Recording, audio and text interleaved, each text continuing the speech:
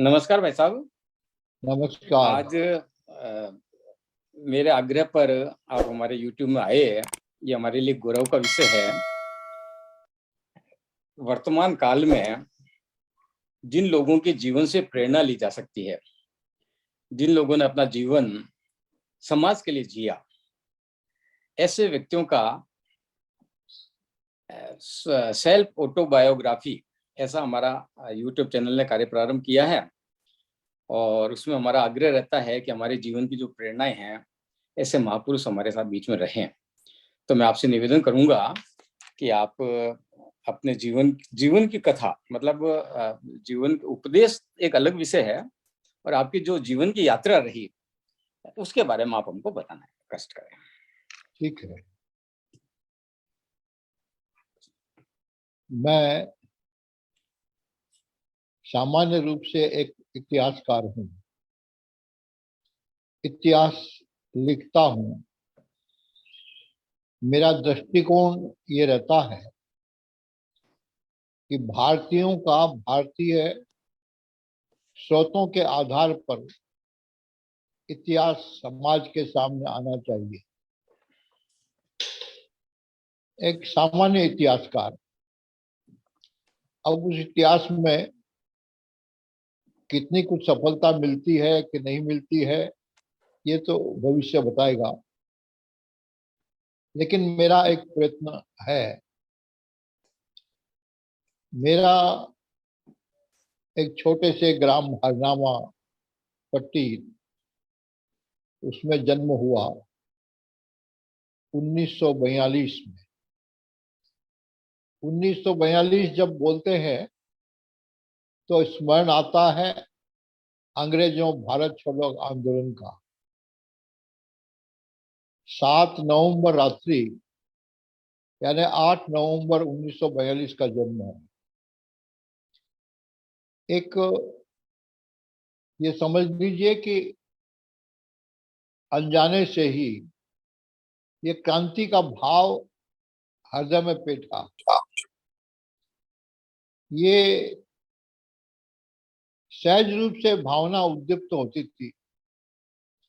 मैंने अपने जीवन को छान कर देखा तो विद्रोह की प्रवृत्ति ये शुरू से ही रही है।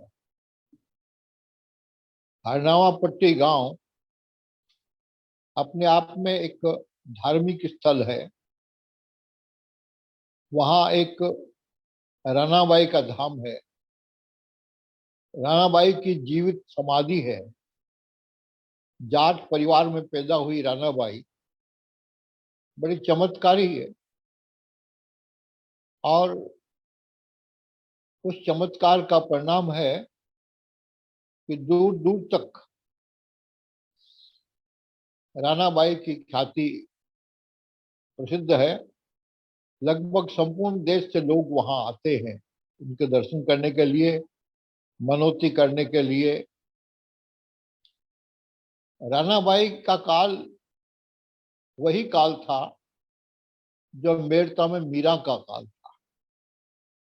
मीरा का काल और रानाबाई का काल लगभग एक समान था। आगे बढ़ने के पहले मैं उसकी एक जरूर झलक बताना चाहता हूं कि एक समय था, रानाबाई भी वृंदावन थी और मीरा भी वृंदावन में थी। कृष्ण मीरा के भी थे और कृष्ण रानाबाई के भी थे। मीरा को साक्षात हुआ होगा, निश्चित रूप से हुआ होगा, और रानाबाई को भी साक्षात हुआ। लेकिन रानाबाई को उन्होंने अपनी प्रतिमा दी और वो मूर्ति लेकर के रानाबाई आई, और मूर्ति जहां उनकी समाधि है उसके पास में वो स्थान है कृष्ण राधा कृष्ण का, छोटा सा मंदिर है। तो वो प्रतिमा उसी समय लेके आए। यानी दोनों में इतनी साम्यता, कृष्ण के दोनों भगत। ऐसे गांव में मेरा जन्म हुआ। बहुत छोटा गांव। अब तो वहाँ सीनियर हायर सेकेंडरी स्कूल भी हो गई, बसें भी आने लग गई। लेकिन उन दिनों न तो बसें आती थी, न कोई विद्यालय था, केवल एक पोशाल थी। कुछ ऐसी स्थिति बनी कि घर वालों को ये चिंता हुई, माता पिता को, कि बच्चों का अध्ययन कहाँ होगा। गांव के पास जो बड़ू स्थान था, वहां मेरे दो बड़े भाई पढ़ने के लिए जाते थे।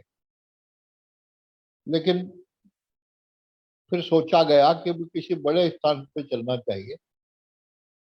तो पिताजी ने निर्णय किया, माँ का आग्रह था, लाडनू में। लाडनू बड़ा स्थान था, नागौर जिले में उस समय सबसे अधिक महत्वपूर्ण स्थान था।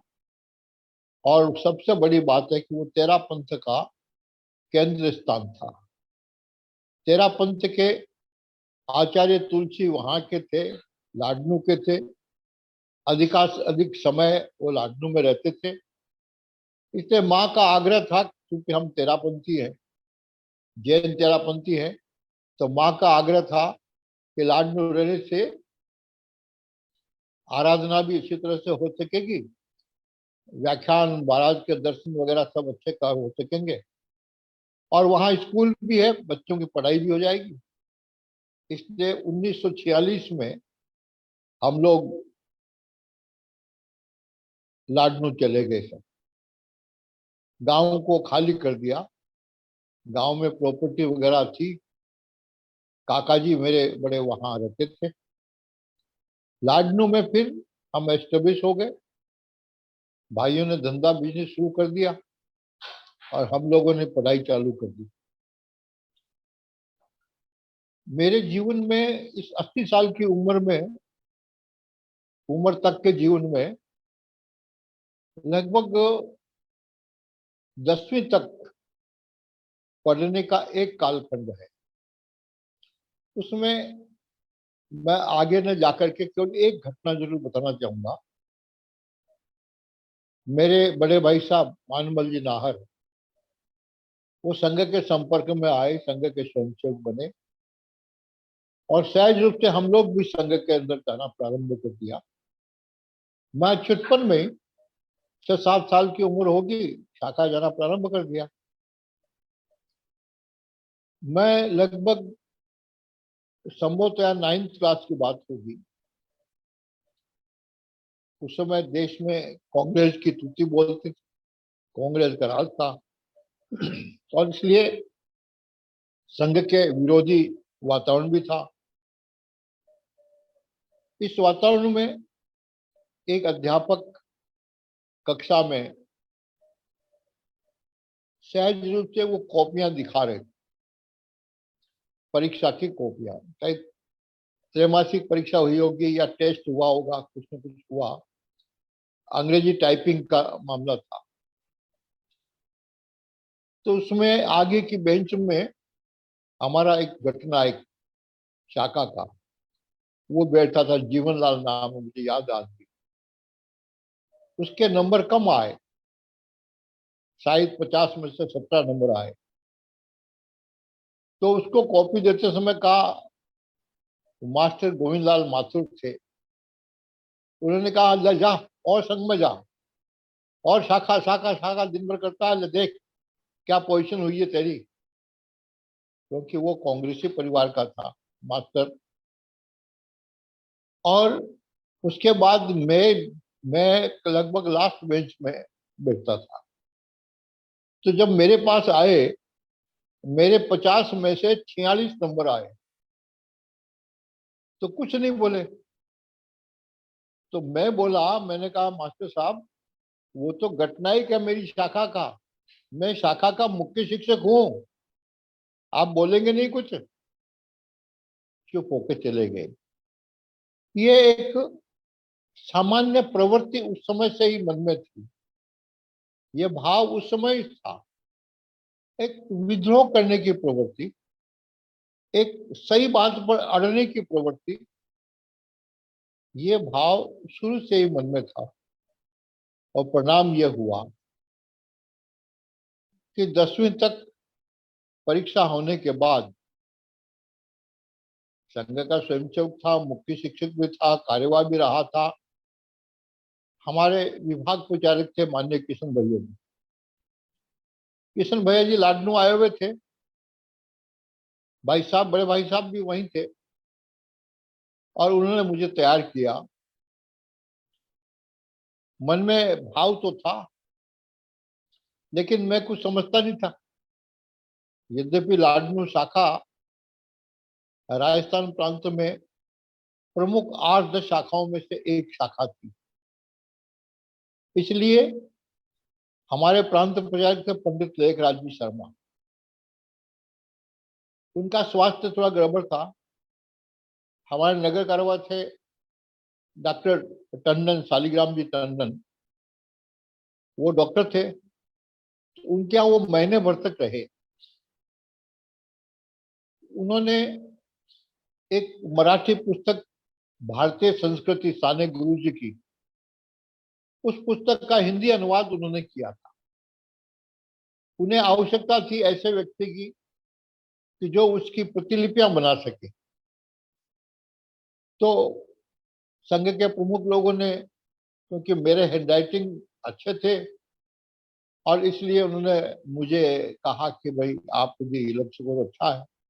उनका अरे वाह, ये तो मेरा सौभाग्य है। एक तो सेवा करने का मौका मिलेगा, दूसरा समझने का मौका मिलेगा, जानने का मौका मिलेगा। तो वो 4-4 प्रतियां कार्बन, क्योंकि उस समय तो और कोई साधन नहीं था, कार्बन कॉपी करनी थी, तो 4-4 प्रतियां बनाने के लिए लगभग महीना भर हमारा ऐसी स्थिति में रहा। उसमें ये प्रचारक बनने के संस्कार भी उस समय डेवलप हुए। और फिर भैया जी के कहने के बाद तो भाई साहब ने भी कहा, मैंने भी कहा, अभी तो 10वीं पास किया है मैंने, अभी जल्दी क्या है। उन्होंने कहा नहीं नहीं, कोई बात नहीं, 10वीं पास किया तो क्या, तुम मुख्य शिक्षक हो, कार्यवाह हो, शाखा चलाना जानते हो, अच्छी शाखा चलाते हो, तुम जाओ और मैं तुम्हें पढ़ाई भी करवाऊंगा। मैंने कहा ठीक। तो मेरा जोधपुर पहुंचना हो गया, सिरोही मेरा स्थान तय कर दिया गया।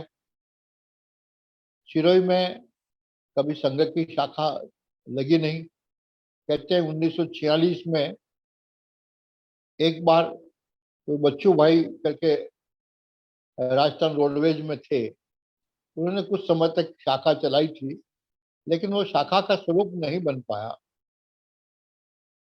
तो मैं सिरोही मुझे पहुंचा दिया। सिरोही में कॉलेज में एडमिशन हो गया। कॉलेज में एडमिशन भी बड़ा जोरदार हुआ, क्योंकि एक्चुअली लास्ट डेट निकल चुकी थी। लास्ट डेट निकलने के बाद में क्या किया जाए, समस्या थी। तो मैं प्रिंसिपल के कमरे में गया। मैं कहा साहब मुझे एडमिशन चाहिए। तो कहा भैया अब तो लास्ट डेट गई। मैं कहा साहब 2 दिन ही तो हुए ऊपर, ऐसी कोई बात नहीं है, आप चाहें तो कर सकते हैं एडमिशन। मैं ठेठ लाडनू से आया हूँ। तो अरे, लाडनू से यहाँ बीच में डीडवाना थी, वहाँ कॉलेज थी, जोधपुर में कॉलेज थी। मैं कह रही साहब सिरोही का हमने नाम सुना, सिरोही कॉलेज बड़ी पावरफुल कॉलेज था। वहाँ MM सिंह करके प्रिंसिपल थे। उनका अच्छा, तुम्हारी मार्कशीट दिखाओ। मैंने मार्कशीट दिखाई तो उसमें मेरे इंग्लिश ऑप्शनल विषय था। तो कहा अंग्रेजी ऐच्छिक विषय रहा तुम्हारा। मैंने कहा हाँ ऐच्छिक विषय रहा है। तो कहा अच्छा अच्छा ठीक है, फटाफट फॉर्म इसको पूरा करो। मैं कहा साहब फॉर्म कैसे करो, आप दीजिए ना। तो आश्चर्य करोगे, प्रिंसिपल ने फॉर्म भरा मेरा, और फॉर्म भरने के बाद उसने कहा संरक्षक के साइन कराओ। मैं कहा यहाँ तो मैं किसी को जानता ही नहीं, कौन संरक्षक है मेरा, आप ही मेरे संरक्षक है।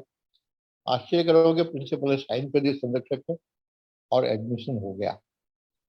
मैंने बड़ा आनंददायी मामला रहा। सिरोही में रहा, संघ की शाखा प्रारंभ की, 2 साल वहां रहा, 1 साल पालना रहा, उसके बाद फिर पाली रहा। ये यहाँ से 10वीं कक्षा के बाद से मेरा प्रचारक जीवन चालू होता है। यानी मैं 1959 14 अगस्त 1959 में संघ का प्रचारक बना और 1983 तक संघ का प्रचारक रहा। ये 24-25 साल मेरे जिंदगी के बहुत उत्कृष्ट साल रहे। बहुत जीवन के बहुत कटु अनुभव भी आए, अच्छे अनुभव भी आए, लेकिन मैं ये कहूंगा कि संघ ने मेरा जीवन निर्माण कर दिया। मेरे जीवन का निर्माण ये इस कालखंड में ही हुआ। मैं बढ़ा तो, मैं खड़ा हुआ तो, मेरी मानसिकता तैयार हुई तो, सब प्रकार से एक स्थिति बनने के लिए मैं संघ को ही प्रमुखता देता हूँ। संघ ही था जिसने मेरा विकास किया, जिसने मुझे बड़ा किया, जिसने मुझे अनुभव से युक्त बनाया और मन में एक संकल्प सिद्धि निर्माण की, वो संघ था। इस प्रचारक जीवन में रहते हुए ये ये समझ लीजिए कि मैं लगभग दक्षिणी राजस्थान, उत्तर पश्चिमी राजस्थान, ये सारा क्षेत्र मैंने देखा है। बीकानेर क्षेत्र में नहीं देखा, और पूर्वांचल जो जयपुर और भरतपुर, धौलपुर, उधर में प्रचारक रहा। बाकी कोटा में प्रचारक रहा, उदयपुर में प्रचारक रहा, इधर रहा। इसी बीच में मुझे ये कहना चाहिए 2 वर्ष तक राजस्थान वनवासी कल्याण परिषद का काम भी मिला। वनवासी कल्याण परिषद का काम मैंने शुरू किया, उससे पहले राजस्थान में काम नहीं था। केंद्र मेरा उदयपुर था, उदयपुर विभाग प्रचारक था। उसके बाद वनवासी क्षेत्र का मुझे काम दिया गया, तो यहाँ मैंने शुरू किया। और ये कहूँ मैं कि वनवासी क्षेत्र में मुझे अभूतपूर्व सफलता मिली। सब लोगों का सहयोग भी मिला। यद्यपि कार्य कम था, कार्यकर्ता भी कम थे, लेकिन कार्यकर्ता कम होने के बावजूद भी वनवासियों का सहयोग सर्वाधिक रहा। ये एक बहुत बड़ी बात रही मेरे लिए। और मैंने एक काम जरूर किया कि महाराणा साहब भगवत सिंह जी, उनको मैंने संपूर्ण वनवासी क्षेत्र में घुमाया। जहां भी कार्यक्रम का तय करता था वहां वो यस करते थे, कभी ना नहीं किया। उनका ठीक है। तो उसके कारण से मुझे बड़ी सुविधा सुविधा होती थी। सुविधा ये होती थी मुझे कि वनवासी कल्याण परिषद का काम प्लस महाराणा साहब का नाम, और महाराणा साहब के नाम से वनवासियों की बड़ी भीड़ इकट्ठी होती थी। तो अपने विचारों को व्यक्त करने की आवश्यकता अनुभव हुई, लोगों तक बात जाती थी, और लोगों तक बात जाने के कारण से सारे क्षेत्र में एक अनुकूल वातावरण बनता हुआ दिखाई दे रहा था। विशेष रूप से बांसवाड़ा जिला, डूंगरपुर जिला, उधर कोटा का शाहबाद का वनवासी क्षेत्र, उस क्षेत्र में भी काम किया, और सब जगह एक एक आश्रम की स्थापना की। उन सारे क्षेत्रों में लगभग 400 बालवाड़ियां चलाई, लगभग 1300 धर्म जागरण केंद्र चलाए। ये इतना फायदा मिला, और लगभग मेरे पास 14 वनवासी क्षेत्र के ही पूर्णकालिक कार्यकर्ता थे, और उन कार्यकर्ताओं ने असीम दौड़ धूप की और धर्म जागरण केंद्र खोलने के लिए बहुत प्रयत्न किया। उस धर्म जागरण केंद्र का मतलब ये था कि वहां सत्संग किया जाए, और वहां जो 2 प्रवृत्ति थी, एक जगत, एक भगत। जगत वो जो मांसाहारी थे और शराब भी पीते थे, और भगत वो लोग थे जो न मांस खाते थे न शराब पीते थे।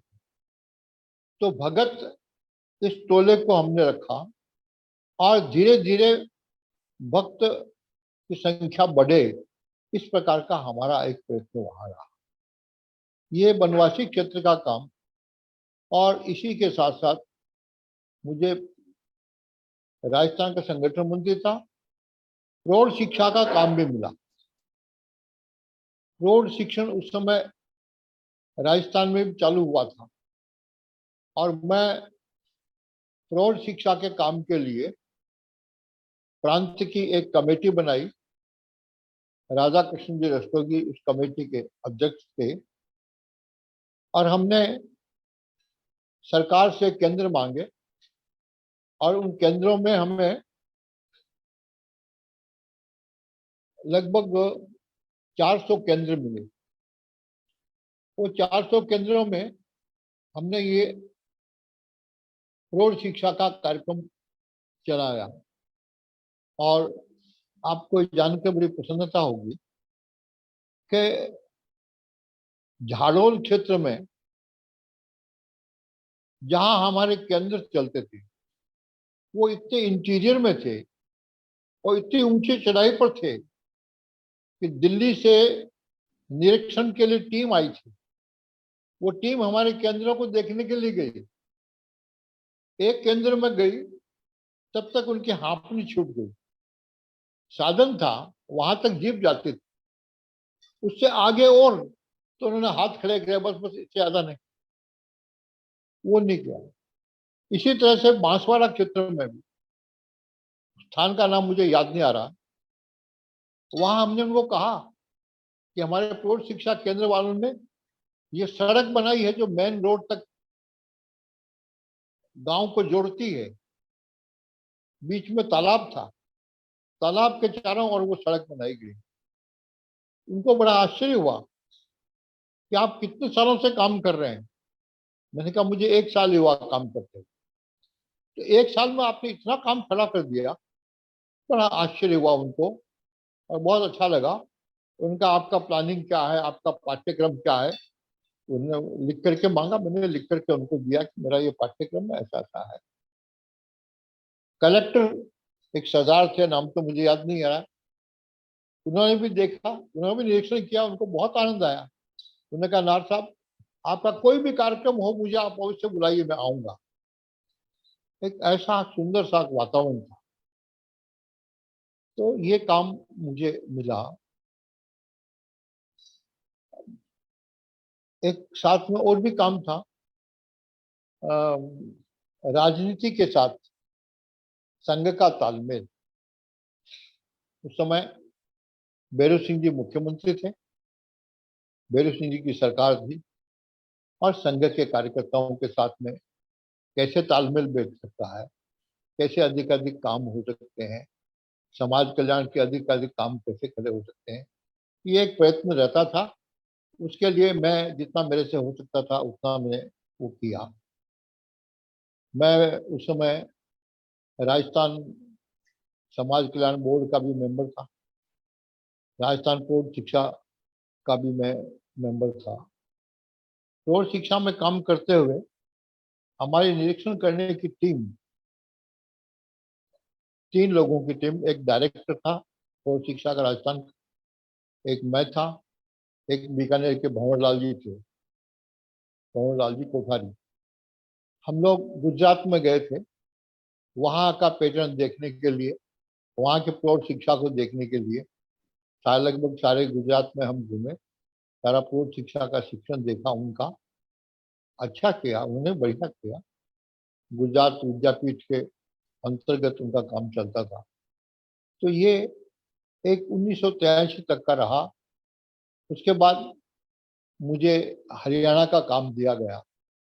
हरियाणा उस समय संभाग था, तो प्रांत, हरियाणा प्रांत को एक संभाग के रूप में, क्योंकि दिल्ली प्रांत संघ की दृष्टि से था, उसमें दिल्ली एक संभाग था और हरियाणा दूसरा संभाग।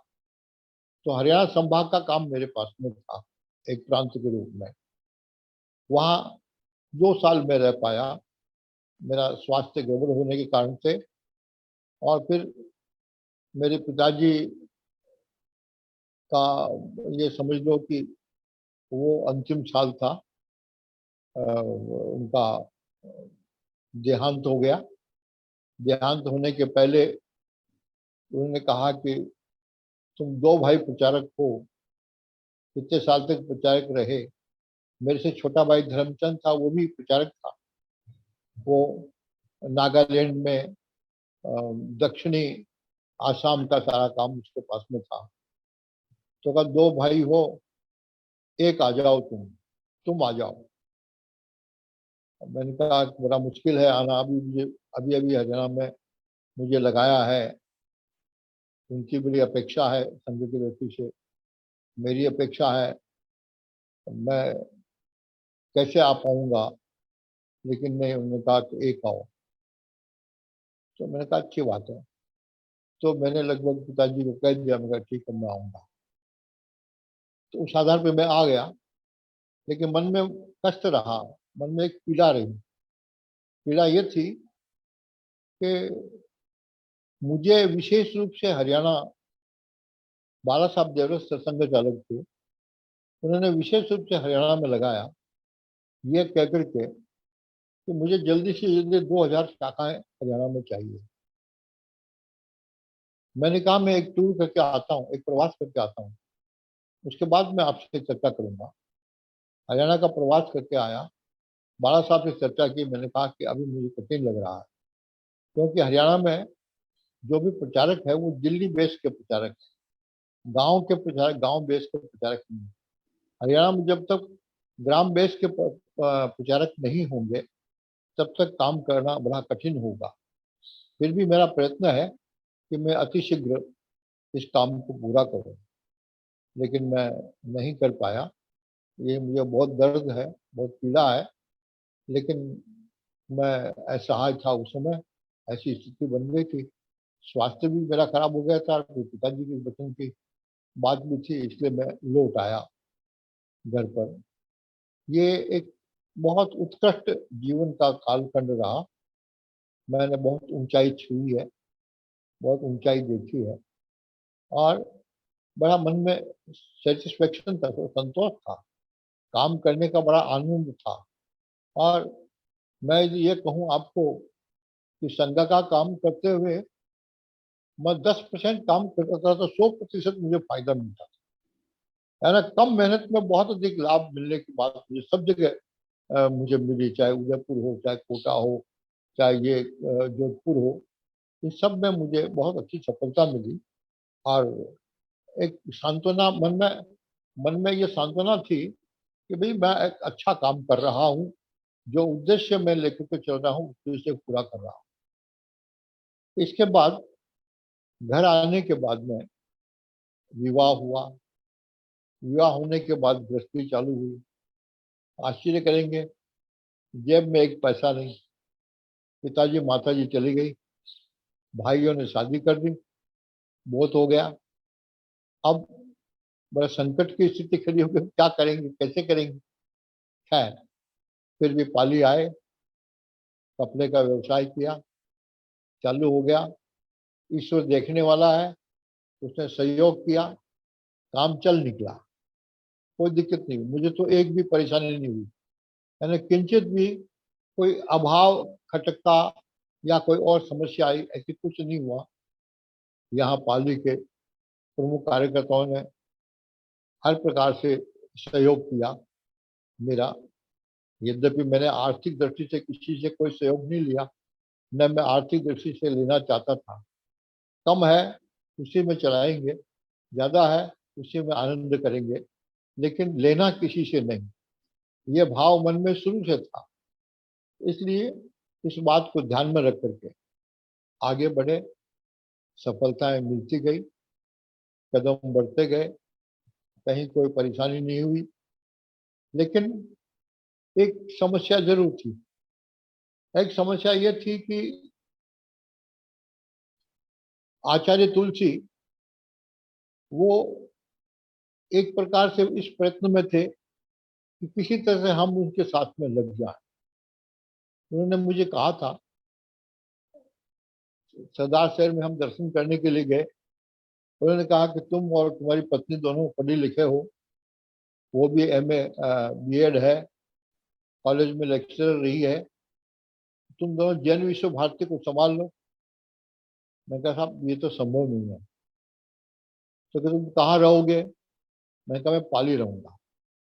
ठीक है, पाली रहते हुए राणावास का काम संभालोगे? मैंने कहा ये हो सकता है, पाली से राणावास आना जाना हो सकता है। तो ये एक प्रयत्न किया। उसके बाद भी वो बराबर पीछे लगे रहे, क्योंकि पता नहीं क्या उनको लगा कि भाई इस व्यक्ति का उपयोग हमारे लिए बहुत अच्छा हो सकता है। शायद ये भाव मन में पैदा हुआ होगा। कारण ये है, एक घटना में बीच में बता दूं आपको। मैं उदयपुर में विभाग प्रचारक था, और एक बार लाडनू गया हुआ था। लाडनू में घर पर था, तो मेरे पिताजी के ससुर साहब वो घर पधारे। बातचीत चली। उन्होंने कहा नाथ जी मेरा हाथ देखो ना। अरे मैंने कहा अब क्या हाथ देखना है, क्या है? तो नहीं नहीं देखो। तो मैंने देखा। मैं थोड़ा सा हस्तरेखा थोड़ी बहुत जानता हूँ, थोड़ा बहुत ज्योतिष भी जानता हूँ। तो हाथ देखा। हाथ देखने के बाद मैंने कहा कि साहब आप तो हाथों हाथ घर जाओ, और घर जाकर के जो अपना इष्ट है उसकी माला फेरो, और कोई काम मत करो। उनका पक्का? मैंने कहा हाँ बिल्कुल पक्का, आप एक देर मत करो। आप आश्चर्य करेंगे, वो तुरंत दौड़े। दौड़ के अपने घर गए, और उस समय अपनी खाट लगी हुई थी, वो खाट पाया लगी हुई, वो वैसा का वैसा रहा। और उन्होंने ओम भिक्षु की माला फेरना प्रारंभ कर दिया। उसके करीब ये समझ लो 9-10 दिन निकले होंगे। 9-10 दिन निकले, उनका देहांत। ये घटना उनकी पत्नी ने, क्योंकि आचार्य तुलसी के ये बचपन के मित्र थे, जब वो छोटे थे एक ही मोहल्ले में रहते थे तब से। तो इसलिए इनकी पत्नी गई आचार्य श्री के पास में, उनको बताई ये घटना। उनका अच्छा कहाँ है वो? तो उन्होंने पता लगाया कि उदयपुर है। तो उदयपुर बुद्धमल जी स्वामी वहाँ उदयपुर में थे, प्रवास था उसमें उनका। उनको संदेश किया, बुद्धमल जी स्वामी ने मुझे बुलाया, मुझे कहा भी आचार्य तुलसी मिलना चाहते हैं, तुम इमीडिएट वहां जाओ। तो मैं तुरंत उदयपुर से लाडनू आया। लाडनू आया, आचार्य श्री के वहाँ पहुंचा। उनका अरे भाई तुम अपने समाज के हो, और मैंने कहा जी मैं तो कभी आया नहीं, मैं तो आपको जानता भी नहीं, क्योंकि उस समय तक मेरा तेरापन समाज से कोई इतना संपर्क संबंध नहीं था। नाम सुना था, बाकी सब बात सुनी थी। तो उन्होंने कहा कि तुमने हाथ देखा और तुमने उनको इस प्रकार की बात बताई, और ये बात सही निकली, और तुम मेरे भी देखो। अरे मैंने कहा साहब मैं तो एक सामान्य देखने वाला हूँ, कोई मैं जानता वानता नहीं हूँ विशेष। नहीं नहीं नहीं नहीं, कोई नहीं, तुम देखो। तो उनको भी 2-3 बातें मैंने बताई। तुमको आश्चर्य हुआ, क्या बात कर दी? मैंने कहा कि पता नहीं, मुझे ऐसा लगा इसलिए मैंने आपको बताया कि बात बिल्कुल ठीक है ये। तुम एक काम करो, मैं तुम्हारे एक साधु कर रहा हूँ साथ में, और तुम ये 5 लोग हैं इनके हाथ देख कर के आओ। तो मैं गया, पांचों का हाथ देख कर के आया। देखा, हाथ देखने में घंटे भर लगभग लग गया। 1 घंटे बाद वापस आचार्य श्री से मिलना। उनका बोलो, उनको चाहिए था अपना उत्तराधिकारी, कि मैं इनमें से किसको उत्तराधिकारी बना सकता हूँ। तो मैंने बताया उनको, नथमल जी स्वामी बताया, और भी बहुत सारी बातें, लेकिन मैं इसकी चर्चा भी नहीं करना चाहता था, कोई मतलब नहीं है। तो नथमल जी का नाम बताया, और उनको लगा कि तो बना दूं। मैंने कहा ठीक है, सौभाग्य की बात है, मेरा सौभाग्य कहना चाहिए कि मेरी बात को उन्होंने स्वीकार की। और बहुत सारी बातें होगी, उसमें से एक बात ये मेरी वाली भी हो गई, साथ में पक्ष पॉइंट प्लस पॉइंट हो गया उनके लिए। और नथमल जी आचार्य महाप्रज्ञ बन गए। तो कहने का मतलब यह है कि ये एक स्थिति रही। इस स्थिति में से उनकी इच्छा थी कि भी मैं उनके काम के साथ जुड़ जाऊं। पाली आ गया। पाली से, पाली के जो अध्यक्ष थे, राणावास के जो अध्यक्ष थे, पाली में रहते थे, तो अमरचंद जी गादिया करके। तो मैं गया उनके पास में। मेरा परिचय नहीं था, लेकिन उनका जो लड़का था, पदम लड़का है, तो वो कॉलेज में मेरे साथ ही पढ़ता था। मैं फाइनल ईयर में था, वो फर्स्ट ईयर में था। पाली कॉलेज में पाली कॉलेज में भी मेरा अध्ययन हुआ था, तो उसके कारण से परिचय था। तो उसने पिताजी से मिलाया। मैंने कहा जी मेरा नाम ये है, विजय कृष्ण नार मेरा नाम है, और मैं आपका राणावास का मेंबर बनना चाहता हूँ। और उनको सारी बात मैंने बताई, आचार्य तुलसी के साथ जो बात हुई। उन्होंने कहा अरे वाह वाह बहुत बढ़िया। तो कुछ दिनों बाद ही 15 अगस्त आना आना 15 अगस्त को मुझे वहाँ चीफ गेस्ट बनाया, और चीफ गेस्ट बनकर के मैं पहली बार राणावास गया और राणावास संस्था के साथ में जुड़ गया। काका केसरी मल जी थे वहाँ सेक्रेटरी, एक्चुअली सर्वेसर्वा वही थे, और उस संगठन के साथ जुड़ गया, निरंतर जुड़ा रहा। और एक समय ऐसा आया कि आचार्य महाप्रज्ञ ने मुझे कहा कि भाई देखो ऐसा है, अब मैं बूढ़ा हो गया हूँ। आचार्य तुलसी तो तुम्हें कहते कहते थक गए, वो चले गए। अब मेरी इच्छा यह है कि तुम राणावास को केंद्र बना करके समझो, व्यापार कर लिया तुमने, बहुत हो गया। मैंने कहा जी ये कैसे संभव हो सकता है, मेरी गृहस्थी है, मेरे बच्चे हैं, मेरा परिवार है, मेरा क्या होगा। तो नहीं नहीं नहीं, तुम चिंता मत करो उसकी, हम सारी व्यवस्था तुम्हारी कर देंगे, और तुम्हें राणावास लगना पड़ेगा। हमारी जो डावाडोल स्थिति है और उसको संभालना बहुत जरूरी है। और हमारे समाज की एकमात्र संस्था है तेरापंथी समाज की, उसको हम बिखेरना नहीं चाहते।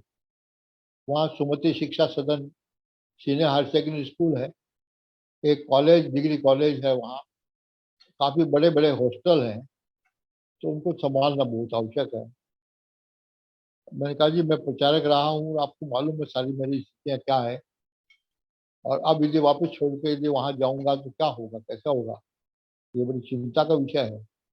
उन्हें कुछ भी हो तुम्हें अब मेरी बूढ़े की लाश तो रखनी पड़ेगी, मेरे वचन खाली कैसे जाएंगे। ठीक है, सब कार्यकर्ता साथ में थे, उन्होंने कहा कि ठीक है इनको हम संभल देंगे, चिंता करने की बात नहीं। सुरेंद्र सुराणा थे, सुरेंद्र सुराणा अध्यक्ष थे, उन्होंने कहा कि हम करेंगे, हम व्यवस्था करेंगे। राणावास लग गए, राणावास एज ए डायरेक्टर उस नाते लग गए। वहाँ था, और गंगापुर में डिग्री कॉलेज थी आचार्य तुलसी के नाम से, तो वो दोनों को संभालना। सिरियारी में जो भिक्षु समाधि केंद्र है, तो समाधि केंद्र की व्यवस्था में भी अपना करना। तो ऐसा करके ये कालखंड वहाँ बीता।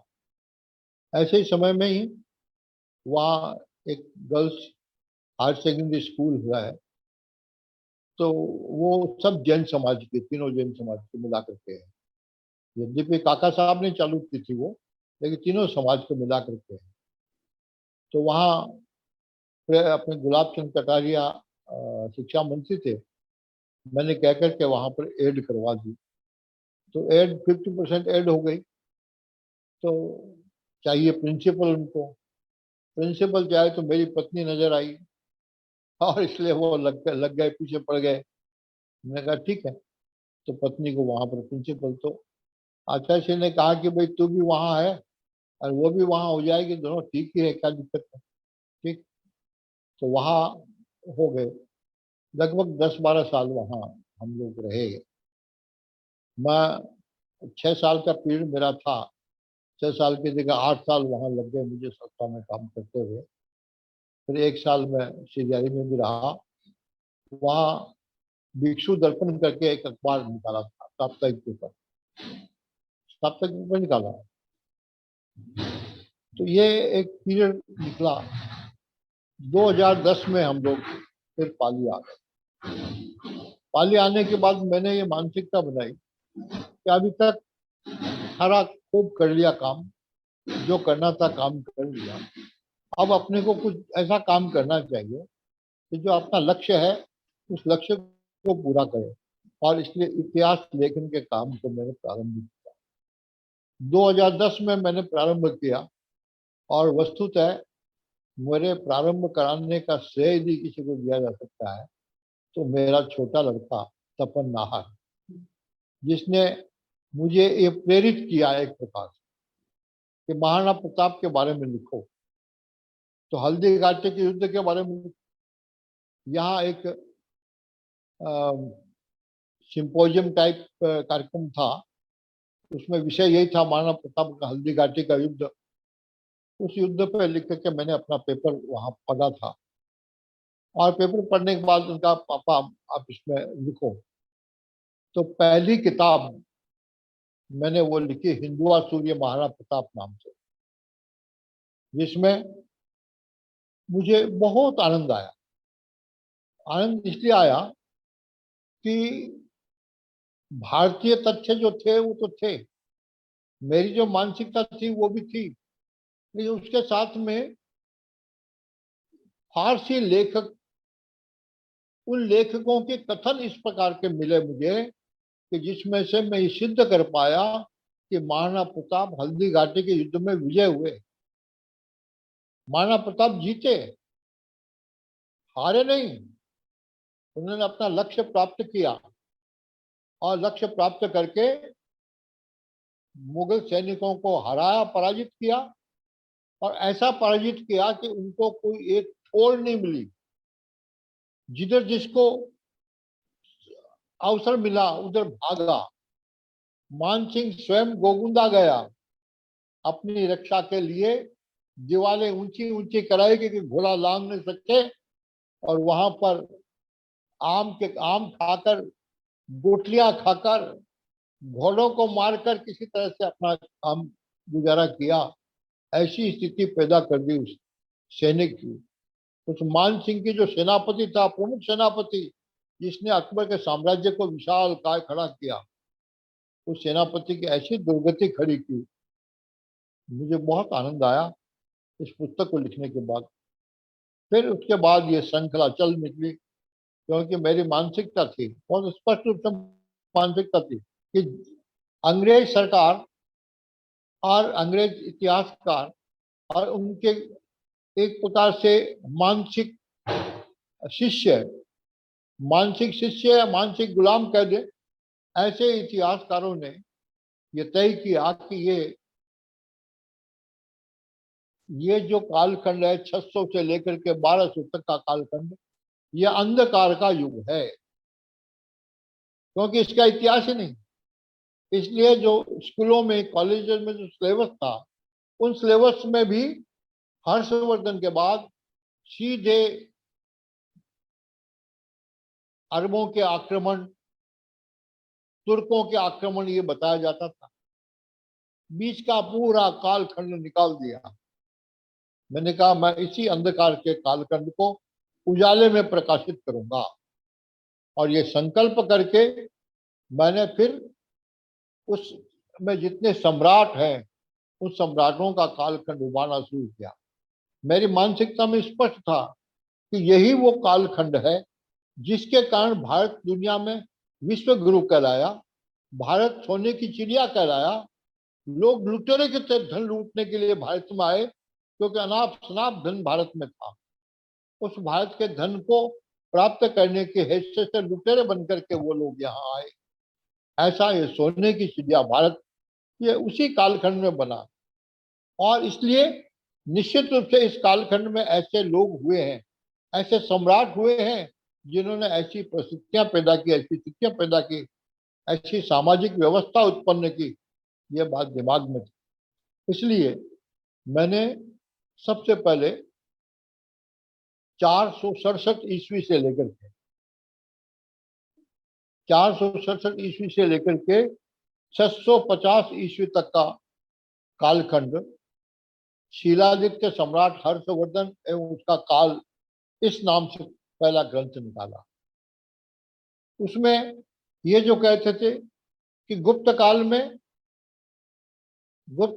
जो इतना लंबा और महत्वपूर्ण काल था, उस काल के लिए इन्होंने कहा कि ये 467 ईस्वी तक आगे पतंगा काल शुरू हो जाता है। मैंने कहा पतंगा काल शुरू होता है, ये कैसे हो सकता है? एकदम ऐसा इतना विशाल सारे हिंदुस्तान में फैला हुआ साम्राज्य एकदम सिमट करके कैसे हो सकता है? गलत है। मैंने उसको कहा, उसको देखा, उसको परखा, तो हूणों का समूल नष्ट करने का काम 467 के बाद जो गुप्त काल के सम्राट हुए उन्होंने किया।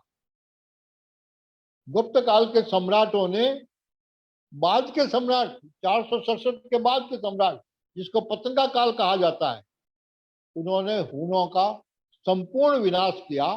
और संपूर्ण विनाश किया का मतलब यह है कि उनका भारतीयकरण कर दिया। जो चले गए बाहर चले गए, जो मर गए, शेष जो बच्चों का भारतीयकरण करके वो भारत के हिसाब से मिल गए। ऐसी परिस्थिति जिन सम्राटों ने पैदा की, वो पतन का काल कैसे हो सकता है? तो वो पतन का काल नहीं, वो वैभव का काल था। उसके बाद हर्षवर्धन हर्षवर्धन को दिखाया गया कि ये बौद्ध थे। गलत है। हर्षवर्धन बौद्ध नहीं था। भारत का कोई भी सम्राट किसी एक मत के साथ जुड़ा नहीं होता। उदाहरण के लिए, आज पाली का कलेक्टर है, कल तेरा पंथ का कोई कार्यक्रम होगा तो कलेक्टर वहां जाएगा, कलेक्टर को बुलाएंगे, कलेक्टर वहां जाएगा, तो क्या वो तेरा पंथ हो जाएगा? कल महेश्वरी समाज का कार्यक्रम है, कल अंबेडकर की जयंती का कार्यक्रम है, कलेक्टर जी वहां जाता तो वही हो जाएगा? ऐसा नहीं होता। ऐसा ही हर्षवर्धन के साथ, क्योंकि वेनसांग जा रहा था, वापिस चाइना जा रहा था, जाते हुए वेनसांग के अच्छा इंप्रेशन भारत का लेके जाना चाहिए, यह सोच के हर्ष ने उसको बुलाया, अपने साम्राज्य में बुलाया, एक बहुत बड़ा धार्मिक आयोजन किया, आयोजन में उसका सम्मान किया।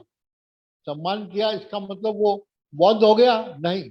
भारत का अच्छा इम्पैक्ट, अच्छा इंप्रेशन लेकर के वो जाए, इस प्रकार का भाव उसके मन में था। इसलिए उसने वेनसांग की व्यवस्था की।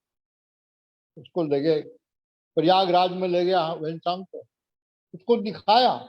क्योंकि कुंभ के मेले में हर्ष का ये नियम था कि वो अपना सब कुछ समर्पित कर देता था, सब कुछ बांट देता था जनता के अंदर।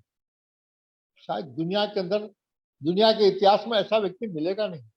दुर्लभ है कि जो अपने शरीर के आभूषण और वस्त्र उठार करके भी बांट देता था जनता को, और अपनी बहन से फटे पुराने कपड़े पहन करके वो आता था। दुनिया के इतिहास में एग्जाम्पल नहीं मिलेगा, इतना दानी व्यक्ति। ऐसा हर्ष, ऐसा चरित्र उसका। मैं आपको, बहुत समय हो जाएगा, दिक्कत आ रही है, लेकिन मैं आपको बताना चाहता हूं कि शशांक, जिसको मारने का संकल्प लिया उसने, क्योंकि शशांक ने उसकी बहन का अपहरण करने की कोशिश की, उसके भाई को मार दिया, लेकिन उसके बावजूद भी शशांक से जो युद्ध किया, शशांक हार जाता। लेकिन जब देखा कि नहीं, ये ताकतवर है, अच्छा व्यक्ति है, ठीक है, गुणी है, उससे दोस्ती कर ली, उससे मित्रता कर ली, अपनी प्रतिज्ञा को छोड़ दी उसने। शशांक जैसा शक्तिशाली व्यक्ति को उसने अपना बना लिया। ऐसे ही वो पश्चिम की तरफ गया, पश्चिम की तरफ, वहां नाम मैं भूल रहा हूं, वहां गया तो वहां भी एक तगड़ा व्यक्ति जिसको पराजित किया, पराजित करने के बाद उससे मित्रता की, और पश्चिम का सारा क्षेत्र उसके संरक्षण में दिया, उसकी सुरक्षा में दिया, और इतना ही नहीं, अपनी लड़की का विवाह उसके साथ किया। दक्षिण में पुलकेशी से युद्ध हुआ, इतिहास लिखता है कि हर्ष पराजित हो गया। गलत बात, हर्ष पराजित नहीं हुआ, बल्कि हर्ष ने देखा कि ताकतवर व्यक्ति है, इसको मारने से कोई मतलब नहीं है, इसको पराजित करने से कोई अर्थ नहीं है, और इससे अच्छा यह है कि इसके साथ मित्रता की जाए। उसने मित्रता की। दोनों ने निश्चित किया कि नर्मदा नदी के उत्तर में वो नहीं आएगा, और नर्मदा नदी के दक्षिण में हर्ष अपनी सेना लेकर के नहीं जाएगा। मित्रता की, है ना? ऐसा दूरदर्शी व्यक्ति, ऐसा विशाल हृदय वाला व्यक्ति, संपूर्ण राजनीति को एकत्र करके भारत को सुखी और संपन्न बनाने वाला दुनिया के इतिहास में बिरले होते हैं, मिलते नहीं हैं। ऐसा ये हर्षवर्धन। हर्षवर्धन के बाद अगला जो मैंने लिखा है यशोवर्मन। यशोवर्धन भी सम्राट था, सारे देश पर उसने शासन किया। उसके बाद ललितादित्य मुक्तापीर कश्मीर का संपूर्ण देश में उसने शासन किया, एक छत्र। उसके बाद ये संभवतः बप्पा रावल। बप्पा रावल जो चित्तौड़ में हुआ, चित्तौड़ में हुआ। अब मैं कथा नहीं बताना चाहता था, बहुत ऐसा हुआ। लेकिन बप्पा रावल वो व्यक्ति था, सामान्य से उठ करके जो खड़ा हुआ, साम्राज्य स्थापित किया, बाकी लोगों से मित्रता की, उनको जोड़ने के बाद अरबों को हिंदुस्तान से बाहर भगाने का काम भी किसी ने किया है तो वो बप्पा रावल था। अरबों को बाहर भगा दिया, इतना बाहर भगा दिया कि गजनी जो उनका केंद्र था, गजनी में उसने अपनी दूसरी राजधानी बनाई और राजधानी बना करके भूमध्य सागर तक अपने साम्राज्य को ले गया। और आश्चर्य करेंगे, खलीफा की वो स्थिति पैदा की कि उसका सामान ये बाजार में नीलाम होता हुआ दिखाई दिया। अरब साम्राज्य जो खलीफा का साम्राज्य 4 भागों में विभाजित हो गया। ये बात अच्छे अच्छे कर्नल टार जैसे लोगों ने स्वीकार किया है। तो ऐसा जो बप्पा रावल है, उसकी याद न की जाए, उसका इतिहास न दोहराया जाए, ये संभव नहीं। ये पहला व्यक्ति था जिसने अरब आक्रमण को समाप्त किया। इसी प्रकार से अगला मैंने लिखा मालवा का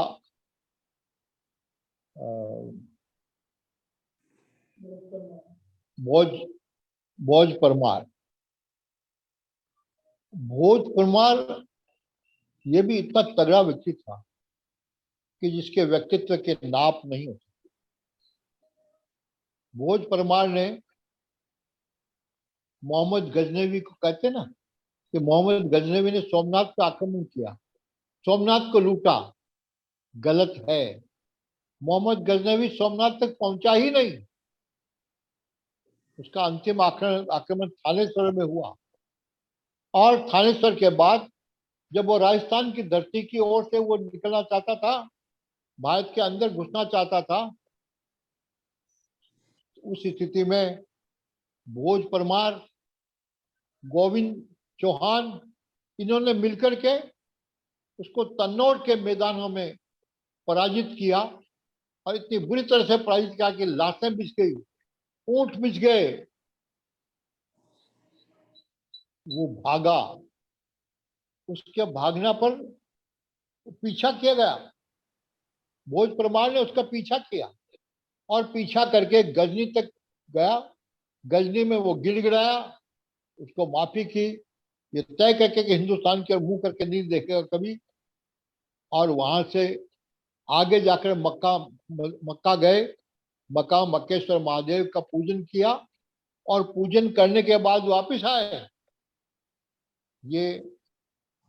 ये भारतीय साक्ष्य है इसका, इस चीज का भारतीय साक्ष्य है। नहीं तो यदि वो सोमनाथ को लूटा होता तो उसका जो खास सेक्रेटरी था, जो उसका इतिहास लिख रहा था, उसका जीवन चरित्र लिख रहा था, वो उसका वर्णन अवश्य करता। उसका नाम मेरे दिमाग से नहीं आ रहा अभी, दिमाग से निकल रहा है। वो उसका वर्णन अवश्य करता वो, लेकिन उसने सोमनाथ पर आक्रमण का वर्णन नहीं किया, सोमनाथ को लूटा वर्णन नहीं किया। क्यों? इसे सही यही है कि उसने वास्तव में सोमनाथ को नहीं लूटा। तो गजनवी को मारने का श्रेय भोज परमार को। और उसके बाद अन्य किताबें हैं, उसके साथ में अंतिम पृथ्वीराज चौहान लिखा है। पृथ्वीराज चौहान जिसने 16 बार मोहम्मद गौरी को पराजित किया, एक बार नहीं 16 बार, और पराजित किया, उसको छोड़ दिया। युवा था, जवान था, जोश था, उमंग थी। उन्होंने कहा क्या है, इसको तो कभी भी पराजित कर देंगे। 16 बार जिसको पराजित कर दिया। आप आश्चर्य करोगे, इसकी जिंदा दिली, पृथ्वीराज चौहान की जिंदा दिली और मोहम्मद गौरी का निरंतर प्रयत्न, छोड़ा, उसने भी छोड़ा नहीं, उसने छोड़ा नहीं और यह माफ करता रहा। अंत में एक घटना अवश्य मैं कहूंगा, अभी समय तो हो गया, कि संयोगिता को प्राप्त करने के लिए पृथ्वीराज चौहान का जाना। चौहान के बराबर ही जयचंद का साम्राज्य भी था, वो भी बराबर का ताकतवर था। इससे दोनों का युद्ध होना और युद्ध में इसके लगभग 100 सामंत की मृत्यु हो जाना। 150 सामंत इसके पास थे, 100 सामंत मर गए। 50 सामंतों को लेकर के गौरी ने आक्रमण किया। उस आक्रमण का मुकाबला करने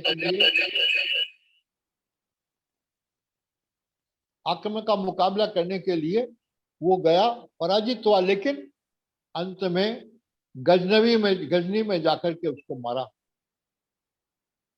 ये एक इतिहास का प्रकरण जो काफी लंबा हो गया, मैं जानता हूं। तो ये पृथ्वीराज चौहान के बारे में अब भी मैं जो मुस्लिम काल का इतिहास है, सल्तनत काल का इतिहास है, उसको मैं लिखने में लगा हुआ हूँ। और मेरी आकांक्षा है कि जो आज दिखाया जाता है वो बिल्कुल गलत है, भारतीय तथ्य उसके पक्ष में नहीं है। मैं भारतीय तथ्यों के आधार पर इतिहास लिखने का काम कर रहा हूँ। धन्यवाद। बहुत बहुत धन्यवाद भाई साहब। आपका जो इतिहास संकलन है उसके लिए तो निश्चित रूप से आने वाला हिंदुस्तान आपका आभारी रहेगा, इसमें कोई दो राय नहीं। और मेरा तो व्यक्तिगत सौभाग्य रहा कि मेरा व्यक्तिगत आपसे संपर्क रहा, और उस कारण से मेरे दिल में आपके प्रति बहुत अटूट श्रद्धा। और 1973 में आपकी प्रेरणा से ही मैं भी प्रचारक निकला था। मुझे बहुत अच्छी तरह से याद है, ओटीसी के अंदर सभी प्रचारक विभाग से प्रचारकों की संख्या की लाइन बनाई थी, और आपके पाली विभाग में सबसे अधिक प्रचारक निकले। तो हर क्षेत्र में आपने ऊंचाइयां छुई है। और संघ में जिन लोगों ने मेरे को प्रेरणा दी, जैसे माननीय ब्रह्मदेव जी हैं, सोहन सिंह जी हैं, कृष्ण भैया जी हैं, लक्ष्मण सिंह जी शेखावत हैं, ठाकुरदास जी टंडन हैं, रामेश्वर जी निगम हैं, हस्तिमल जी जैन, सीताराम जी व्यास, नंदलाल जी, गुणन सिंह जी, इन सब की श्रेणी में मेरे जीवन को बहुत प्रेरणा मिली, और प्रचारक में आपकी प्रेरणा से। तो मैं सदैव, मतलब मैं तो आभारी रहूंगा ही रहूंगा, लेकिन आने वाला इतिहास, आने वाला समाज आपका सदैव ऋणी रहेगा, ऐसा मैं मानता हूँ। तो बहुत बहुत बहुत धन्यवाद। अच्छा, बहुत बहुत धन्यवाद। कर्तव्य पूरा करने में लगा हुआ हूँ। कितनी सफलता मिलती है कि नहीं मिलती है अलग बात है, मैं अपने काम में जुटा हुआ हूँ। अब अंत में बहुत मेरा बहुत निवेदन है धन्यवाद। कि एक अंतरा ही सही, कोई संग गीत, आपके गीत सुनने की बड़ी इच्छा रहती थी हमेशा। हाँ, ठीक बात है, देख याद आ गया मुझे भी। हाँ, पूरा तो मुझे मैं शायद कह नहीं पाऊंगा, लेकिन जितना भी याद है उतना कह एक सकता अंतरा। हूँ। भारत जननी जय, भारत जननी जय, गंगा यमुना महानदी, कृष्णा सिंधु कावेरी, शिखर तीर्थ काशी तक गाता, शिखर तीर्थ शीशी तक गाता, पावन महिमा तेरी, हरा भरा वक्षस्थल तेरा, जननी जय जय जय, भारत जननी जय, भारत जननी जय, भारत जननी जय, हिम किरीट तव हरित कंठ पर, शोभित विंध्याचल माला, चरण चूमता नील महासागर, स्वतंत्र हो मतवाला। वंदन सत सत वंदन भारत जननी जय जय जय, भारत जननी जय, भारत जननी जय, भारत जननी जय। धन्यवाद। प्रणाम प्रणाम भाई साहब। ऐ मेरे प्यारे वतन, ऐ मेरे बिछड़े चमन, तुझ पे दिल कुर्बान। तू ही मेरी आरज़ू, तू ही मेरी आबरू, तू ही मेरी जान। ऐ मेरे प्यारे वतन, ऐ मेरे बिछड़े चमन, तुझ पे दिल कुर्बान।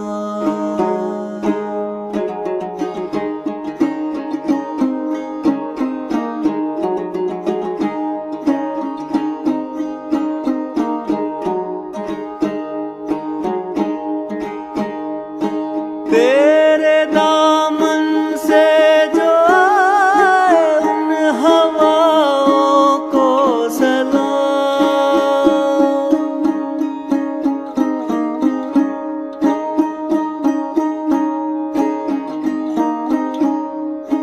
तेरे दामन से जो आए उन हवाओं को सलाम। झूम लूं मैं उस जुबां को जिस पे आए तेरा नाम। सबसे प्यारी सुबह तेरी, सबसे रंगी तेरी शाम, तुझ पे दिल कुर्बान। तू ही मेरी आरज़ू, तू ही मेरी आबरू, तू ही मेरी जान।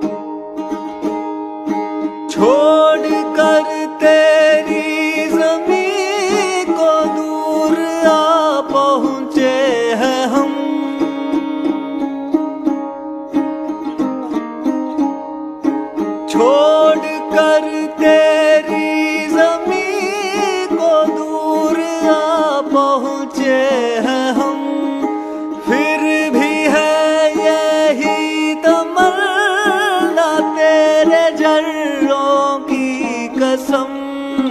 हम जहाँ पैदा हुए उस जगह ही निकले दम, तुझ पे दिल कुर्बान।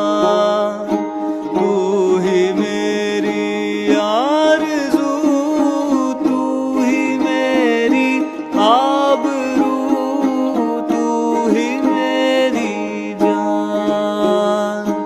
ऐ मेरे प्यारे वतन, ऐ मेरे बिछड़े चमन, तुझ पे दिल कुर्बान, तुझ पे दिल कुर्बान, तुझ पे दिल कुर्बान।